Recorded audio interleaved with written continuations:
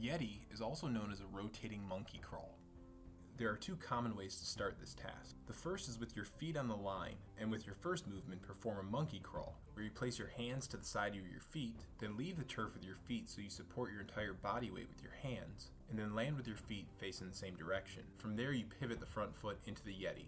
The second way is to start with a rotation, so you pivot with the front foot and rotate to the opposite direction, placing your hands 180 degrees from your feet. To get down the field, you continue this rotational crawl, alternating between your upper body and lower body, while trying to gain as much ground as possible with each rotation.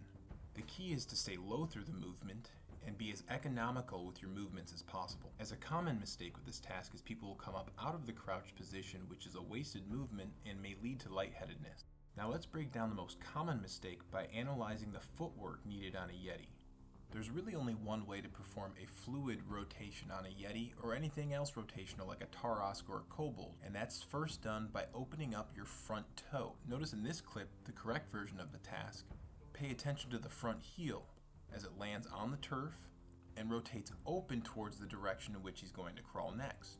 Now the incorrect way to do a Yeti is by taking an extra planting step before you fully leave the turf with your feet. The reason this extra step is done in most cases is trifold.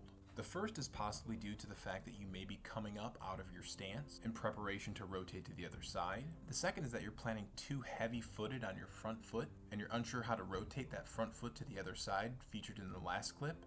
Or you're taking that extra step because you're unsure how to place your hands in a way that you feel confident enough to lift your entire body weight up off the ground.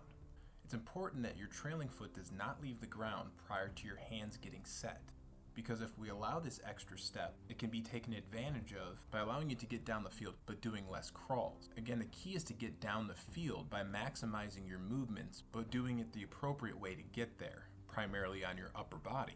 A few things to look out for to make your Yeti more efficient is to be careful that you're not over-rotating on each crawl.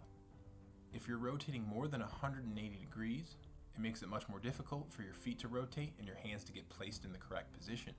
And watch out for the wasted movement of a very high leg kick. You'll notice that some people have a more cartwheel or roundhouse type kick. While this is allowed, it's simply a wasted movement upward rather than being direct to your landing. This task finishes when you get to the end zone with your feet, simply because if you get to the end zone with your hands, you're going to have to end with a jump anyway.